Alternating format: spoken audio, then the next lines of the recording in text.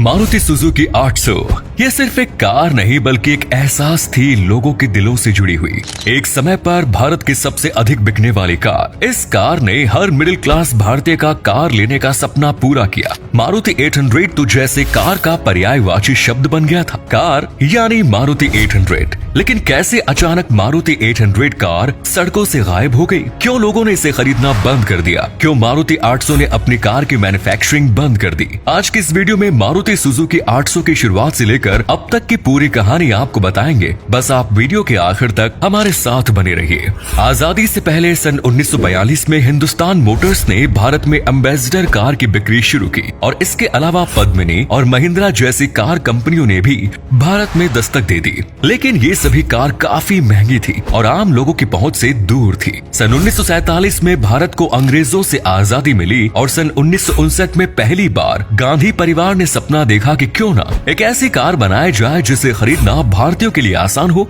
हर भारतीय के लिए वो कार अफोर्डेबल हो सके। इंदिरा गांधी के बेटे संजय गांधी ने विदेश में रोल्स रॉयस कंपनी में जाकर 3 सालों तक काम किया और इस दौरान उन्होंने कड़ी रिसर्च भी की। जब वे वापस भारत लौटे तो एक सपने के साथ लौटे। वो सपना था भारतवासियों को उनकी सपनों की कार देने का। सन 1970 में इस प्रोजेक्ट पर काम शुरू होता है और 24 जनवरी सन 1981 में मारुति उद्योग प्राइवेट लिमिटेड की शुरुआत की जाती है। स्थापना के बाद मारुति कंपनी की ओर से अलग अलग विदेशी कंपनियों को कोलैबोरेशन के लिए लेटर भेजे गए, जिनमें फॉक्सवैगन, सुजुकी, मित्सुबिशी और निसान जैसी कंपनियों के नाम शामिल थे। इसी दौरान अन्य सभी कंपनियों के तो रिप्लाई भारत सरकार को मिल गए थे, लेकिन सुजुकी की ओर से कोई रिप्लाई भारत सरकार को नहीं मिला और ये बात मैगजीन व अखबारों में भी छा गई कि सुजुकी कंपनी ने भारत सरकार के लेटर का कोई रिप्लाई नहीं किया। ये खबर एक बार प्लेन में सफर करते हुए सुजुकी कंपनी के एमडी ने पढ़ ली और उन्हें न्यूज पढ़कर काफी हैरानी हुई, क्योंकि उन्हें ऐसे किसी लेटर के बारे में पता ही नहीं था। जब उन्होंने कंपनी में फोन करके लेटर के बारे में पूछा तो कंपनी के स्टाफ ने बताया कि हाँ, उन्हें एक ऐसा लेटर मिला था और इसके तुरंत बाद एमडी ने भारत सरकार को फोन किया और कोलैबोरेशन के लिए अपनी स्वीकृति प्रदान की। इसी के साथ सुजुकी कंपनी ने 21 करोड़ रुपयों का निवेश भी किया। सन 1982 में भारत सुजुकी कंपनी की स्थापना होती है और गाड़ियों की मैन्युफैक्चरिंग शुरू कर दी जाती है। करीब 13 महीनों की मेहनत के बाद 14 दिसंबर सन 1983 को हरपाल सिंह जी, वो जिन्होंने मारुति सुजुकी गाड़ी खरीदी थी और गाड़ी की चाबी तत्कालीन प्रधानमंत्री इंदिरा गांधी ने उन्हें हैंडओवर की थी। उस समय गाड़ी की कीमत 47,500 रुपए थी। इस कीमत में आज के समय में एक साधारण सी स्कूटी भी नहीं आएगी। ये गाड़ी हरपाल सिंह ने कभी नहीं बेची और जब तक वे जीवित रहे इसी गाड़ी से सफर किया। सन 1983 वैसे भी भारत के लिए यादगार था, क्योंकि इसी साल इंडिया ने अपना पहला क्रिकेट विश्व कप जीता। बहुत से लोग सोचते हैं कि कंपनी का नाम मारुति क्यों रखा गया। असल में ये नाम हनुमान जी के एक नाम पर रखा गया। वे पवन पुत्र भी कहे जाते हैं और सरकार चाहती थी कि एक ऐसी अफोर्डेबल कार देशवासियों को दी जाए जिससे आम आदमी भी हवा से बातें करते हुए सफर तय कर सके।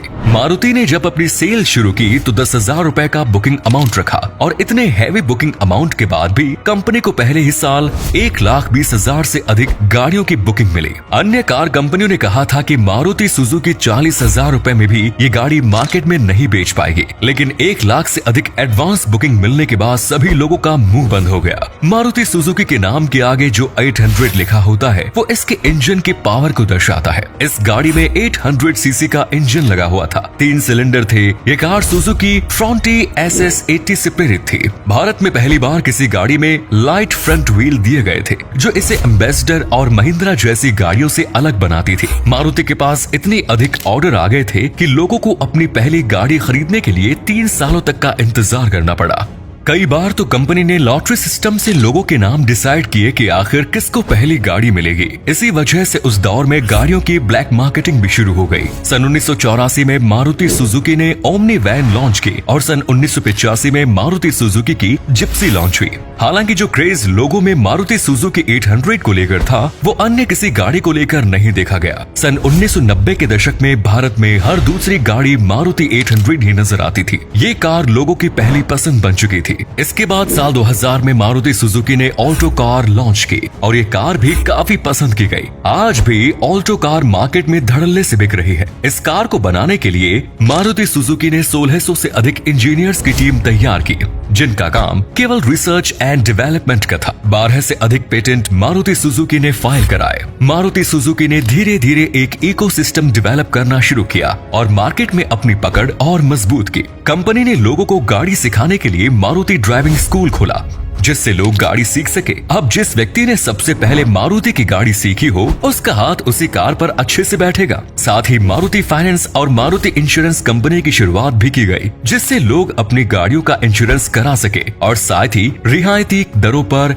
लोन लेकर गाड़ी खरीद सके। कंपनी ने एसेसरीज और पार्ट्स भी बनाने शुरू कर दिए, जिससे कोई भी खराबी होने पर लोग ओरिजिनल पार्ट डलवा सके। मारुति ने ऑटो कार्ड की भी शुरुआत की, जिसमें कोई भी पार्ट खरीदने पर या फिर सर्विस कराने पर कस्टमर्स को रिवॉर्ड पॉइंट्स दिए जाते थे और कस्टमर्स उन रिवॉर्ड पॉइंट्स के इस्तेमाल से डिस्काउंट प्राप्त कर सके। मारुति ने अपने डिस्ट्रीब्यूशन सेंटर्स बढ़ाने पर भी जोर दिया और देश के 1900 शहरों में 3000 से अधिक सेलिंग स्टेशंस खोल दिए। साथ ही श्रीलंका, बांग्लादेश, मोरक्को और कई यूरोपीय देशों में भी कार की बिक्री शुरू कर दी गई। लेकिन साल 2009 के बाद कंपनी की सेल डाउन होनी शुरू हो गई। लोगों के पास पैसा आने लगा और अब मार्केट में कई अट्रैक्टिव लुक वाली गाड़ियां दस्तक दे चुकी थी। नई जनरेशन को मारुति सुजुकी 800 अब पुरानी लगने लगी। साल 2009-10 में कंपनी की सेल में 3.7% की गिरावट दर्ज की गई। कंपनी को समझ आ गया था कि लोगों को अब उनकी गाड़ी में ज्यादा दिलचस्पी नहीं रही है। साल 2013 तक कंपनी द्वारा 2.87 मिलियन गाड़ियां बाजार में बेची जा चुकी थी, जिनमें से 2.66 मिलियन गाड़ी हिंदुस्तान में, तो वहीं बाकी गाड़ियां अन्य देशों में बेची गई। इसी दौरान भारत सरकार ने कुछ कानूनों में बदलाव किया और एमिशन नॉर्म्स बनाए, जिस कारण 13 शहरों में मारुति को अपना प्रोडक्शन बंद करना पड़ा था। अप्रैल 2010 में ही अधिकतर प्रोडक्शन बंद हो चुका था। साल 2014 में शिलोंग के एक डीलर ने मारुति की आखिरी गाड़ी खरीदी थी। मारुति सुजुकी 800 के बंद होने के और भी कई कारण थे। कंपनी ने अपनी गाड़ी में ज्यादा बदलाव नहीं किया। लोगों को ये गाड़ी एक डिब्बा गाड़ी जैसी लगने लगी।